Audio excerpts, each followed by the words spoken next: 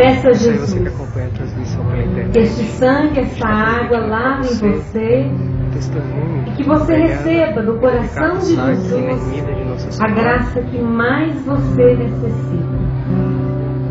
Está acompanhando aí eles testemunhando. O Eduardo. Obrigada, Senhor, pelo teu amor que nos reúne.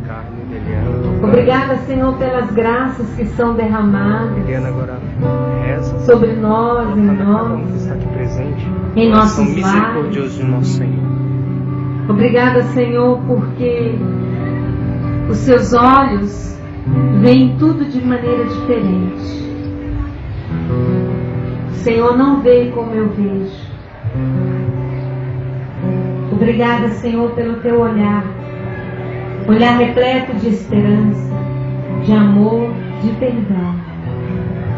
Obrigada, Senhor, pelo teu amor que nos reúne, que nos faz irmãos. Obrigada, Senhor, pela tua presença aqui conosco.